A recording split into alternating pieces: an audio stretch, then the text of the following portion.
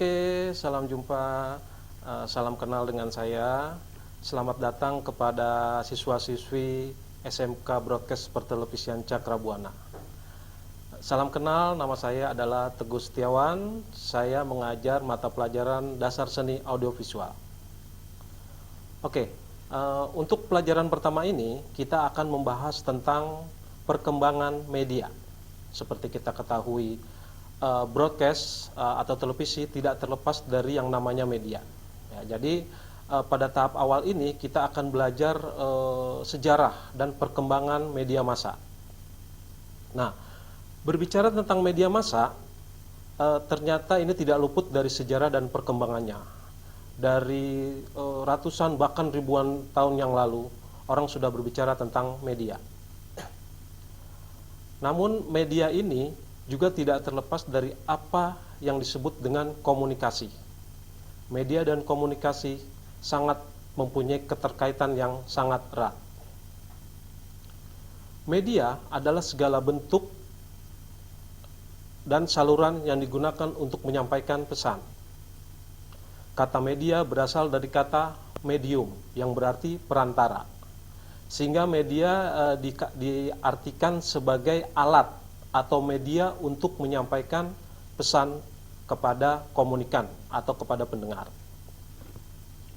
Sebelum kita berbicara tentang media lebih lanjut, maka dari sejarah tadi dapat kita simpulkan bahwa orang-orang terdahulu pada zaman dahulu kala sebenarnya sudah menggunakan media, namun dengan cara yang memang masih sangat-sangat sederhana, yaitu mereka mungkin masih menggunakan peralatan-peralatan seperti di zaman batu, dengan menggunakan tulisan, dengan menggunakan asap, dengan menggunakan apapun media pada zaman dahulu. Nah, kali ini kita akan membahas sedikit perihal sejarah perkembangan media. Sejarah perkembangan media yang akan kita bahas ini memiliki keterkaitan erat dengan sejarah perkembangan broadcast juga. Oke, mari kita simak. Oke, kalau kita berbicara tentang media, maka secara historis ada 4 tahap perkembangan media. Yaitu yang pertama adalah era masyarakat lisan, atau yang disebut juga dengan istilah The Tribal Age. Kemudian yang kedua adalah era masyarakat tulis, atau yang disebut juga The Age of Literacy. Kemudian yang ketiga adalah pada tahap era percetakan. Nah, di mana era ini sudah memasuki tahap penulisan atau tulisan yang lebih lanjut sejak diketemukannya alat cetak, atau juga disebut juga The Print Age. Nah, yang terakhir yang sampai saat ini masih terus berkembang adalah era elektronika atau The Electronica Age. Oke, saya akan coba menjelaskan satu persatu tahap dari 4 tahap perkembangan media ini. Yang pertama adalah era masyarakat lisan atau tadi yang disebut dengan The Tribal Age. Pada masa ini masih kental dengan budaya lisan. Ya, jadi pada saat itu memang belum dikenal tulisan, masih lebih kepada pembicaraan secara lisan, komunikasi masih secara lisan. Itu pun belum ditemukan fakta bahwa adanya komunikasi seperti sekarang ya. Tetapi dalam sejarah juga sudah ditemukan bahwa sudah terjadi komunikasi melalui cara pada masa itu. Nah, diperkirakan era ini berjalan sekitar 300.000 tahun sampai 200.000 tahun sebelum Masehi. Di era ini komunikasi media melalui komunikasi lisan atau oral communication. Karena masyarakat umumnya terikat dengan budaya lisan atau oral culture. Sehingga yang berperan di sini ialah storytelling. Pada masa ini kita kenal komunikasi itu bisa berbentuk isyarat ya, misalnya dengan asap. Kemudian pada saat itu juga kita temukan di dalam sejarah mempergunakan burung merpati untuk menyampaikan pesan. Jadi burung merpati itu dipergunakan untuk menyampaikan pesan kepada orang-orang yang akan menerima pesan tersebut. Ada 4 karakteristik komunikasi lisan ini. Yang pertama adalah mengandalkan emosi di saat berkomunikasi lisan, terutama pada waktu mendengarkan. diiringi rangkulan tangan serta kening atau hidung. Sehingga mimik si pembicara itu menjadi syarat utama untuk terjadinya komunikasi ini. Dan selalu berusaha menciptakan suasana batin yang aman. Nah, itulah makanya faktor kedekatan antara si pembicara dan pendengar itu harus benar-benar dekat. Karena ini mimik muka itu menjadi syarat utama terjadinya komunikasi ini. Komunikasi antarpersonal sangat mengutamakan keterlibatan. Misalnya menyatakan sikap empati, simpati kepada lawan bicaranya. Kemudian yang ketiga adalah memotivasi. Memotivasi pendengar bahwa apa yang diceritakannya itu penting. Ya, sehingga si pendengar itu merasa bahwa yang diceritakan itu juga amat penting buat dirinya.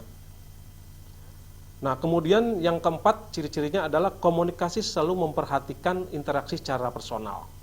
Seperti tadi di awal saya jelaskan ya, bahwa memang perlu kedekatan antara si pendengar dan pembicara. Sehingga berbeda dengan saat ini ya, sekarang ini kan orang berbicara tidak harus selalu berdekatan, bahkan berbeda negara pun bisa. Tetapi pada masa ini ya, ketika mengadakan komunikasi maka harus terjadi interaksi antara dua orang tersebut. Nah, kemudian kita bicara era yang kedua, yaitu era masyarakat tulis atau the age of the literacy. Di era ini komunikasi sudah mulai dimediasi oleh tulisan. Ya. Era tulisan ini ada pada tahun 1044 sebelum Masehi. Pada masa ini sudah ditemukan alfabet atau huruf, digunakan manusia sebagai simbol untuk berkomunikasi tanpa tatap muka. Sifat komunikasi masih linier atau masih searah. Ya. Nah, ini juga pada masa itu dengan ditemukannya tulisan-tulisan di daun lontar, ya, di daun lontar, kemudian juga ditemukannya hieroglif ya pada masa kerajaan Romawi kuno. Kemudian juga kita temukan di goa-goa. Kalau sekarang itu banyak ditemukan peninggalannya di beberapa goa purba itu berbentuk gambar-gambar. Ya, artinya itu sudah terjadi interaksi pada zaman itu melalui tulisan, baik tulisan berbentuk tulisan pada masa itu maupun berbentuk gambar. Ada 4 karakteristik dari era masyarakat tulis. Yang pertama adalah sangat didominasi oleh komunikasi visual, ya artinya berbentuk gambar. Yang kedua adalah mendorong hubungan pribadi ketimbang melibatkan kelompok. Jadi masih bersifat sangat personal. Memperkenalkan logika, artinya cara berpikirnya itu masih linier. Nah, yang keempat adalah pada saat itu masih berbicara tentang matematika, sains dan filsafat. Kemudian kita berbicara tahap yang ketiga dari era perkembangan media, yaitu era percetakan atau the print age. Nah, ini dimulai pada saat ditemukannya mesin cetak oleh Johann Gutenberg pada tahun 1450. Dimulailah era komunikasi ini melalui tulisan, dalam bentuk tulisan. Komunikasi antar manusia menekankan pada cetakan visual, ya, berupa cetakan dari mesin cetak. Walaupun kalau kita melihat sejarahnya memang ya, sangat berbeda dengan cetakan pada masa ini. Nah, ini adalah Johann Gutenberg, penemu mesin cetak. Karakteristik pada era ini terkait dengan penyebar luasan visualis secara bebas. Kemudian melakukan konvensi tulisan perorangan ke teknik cetakan. Jadi artinya komunikasi yang tadinya verbal dituangkan ke dalam bentuk cetakan. Standarisasi bahasa nasional sebagai syarat membangun nasionalisme. Ya, artinya sudah mulai adanya, makanya ada bahasa, misalnya kalau kita kenal ada bahasa Jawa, ada bahasa Indonesia, ada bahasa daerah masing-masingnya. Itu merupakan membangun rasa nasionalisme. Kemudian mempertahankan prototipe revolusi industri. Nah, dari 3 tahap tadi kita memang belum mengenal teknologi canggih. Nah, pada tahap keempat inilah sudah mulai dikenalkan adanya teknologi yang berbau teknologi canggih, ya, yaitu pada era elektronika atau the electronic age. Nah, era elektronika ini tidak terlepas dari peran seorang penemu yaitu Alexander Graham Bell yang penemu telepon, dan Samuel Morse yang menemukan Morse. Kemudian juga didukung oleh Marconi yang menemukan radio. Nah, ketiga orang inilah yang artinya menjadi seorang pelopor pada masa era elektronika ini. Pada masa ini terbentuknya kesadaran dan pengalaman hidup dengan prinsip global village. Ya, global village itu adalah dicetuskan oleh seorang ahli komunikasi. Ya, dia mensyaratkan bahwa sebuah daerah itu akan menyatu dengan adanya teknologi ini. Ya, jadi disebutnya global village. Televisi pada saat ini merupakan media yang sangat dominan. Ya, walaupun di awalnya itu radio, tetapi pada masa ini televisi sudah merupakan alat yang dominan karena melibatkan semua sensor manusia. Ya, artinya ketika menonton TV, maka tidak terlepas kita mengendalikan mata, pendengaran, perasaan juga mungkin. Ya. Pada masa ini jarak juga tidak menjadi penghalang. Ya, sehingga orang dapat dengan mudah berkomunikasi di era elektronika ini, yaitu melalui telepon. Pada awalnya dulu melalui Morse. Bahkan saat ini kalau kita lihat orang sudah menggunakan yang disebut dengan video call. Nah, pada masa era elektronika ini karakteristiknya adalah sebagai berikut. Tadi bertumbuhnya global village, artinya sekarang tidak ada jarak antar daerah, ya. Antar negara, bahkan dunia sekarang sudah menjadi sangat dekat. Kita bisa dengan mudah berkomunikasi dengan orang atau sahabat kita di Amerika, seperti layaknya kita berkomunikasi dengan kita di satu tempat. Ya, apalagi dengan didukung oleh adanya koneksi internet yang makin cepat sekarang. Sehingga mungkin di awal dulu hanya Morse, kemudian berkembang telepon, kemudian dengan berkembangnya smartphone, dan sekarang sudah dengan video call. Kehadiran cool medium seperti televisi yang secara spontan menawarkan hakikat lingkungan serta retribalisasi kemanusiaan. Ya, jadi sudah mulai muncul film-film yang berbau mitos, kemudian film-film horor. Pengaruh media semakin kuat sehingga para penonton menjadi pasif.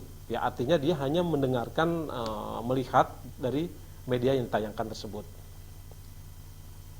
Kemudian adanya peralihan cara berpikir, ya, yang tadinya linier menjadi non linier, artinya sudah tidak secara sepihak saja. Oke, setelah tadi kita membahas tentang era daripada perkembangan media, maka saat ini saya akan coba tambahkan terkait dengan materi jenis-jenis media massa. Nah, seperti kita ketahui, ada 3 jenis media massa yang kita kenal saat ini, yaitu yang pertama adalah media cetak atau print media, kemudian media elektronik atau elektronik media, dan yang ketiga adalah media online atau juga sering disebut dengan new media atau media baru, yaitu media dengan memanfaatkan jalur internet. Yang pertama media cetak. Ya, media cetak adalah media massa yang dicetak dalam lembaran kertas.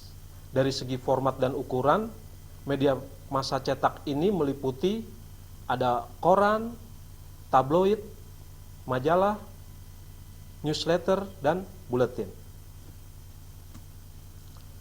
Kemudian media elektronik atau elektronik media. Media elektronik adalah jenis media yang isinya disebarluaskan melalui suara, audio atau gambar, video atau audio-video dengan menggunakan teknologi elektro, yakni radio, televisi, dan film. Radio dan televisi disebut juga dengan media penyiaran atau broadcast media. Nah, yang terakhir adalah media online atau disebut online media atau juga orang menyebutnya cyber media. Media online disebut juga dengan media daring atau dalam jaringan. Ini menggunakan media internet atau media cyber. Adalah media massa yang dapat kita temukan dan disajikan melalui jalur internet. Contoh dari media online ini adalah adanya portal-portal news berita dalam bentuk portal atau web di internet seperti detik.com, vivanews.com, kompas.com, dan lain sebagainya. Nah, di era ini sudah mulai berkembang.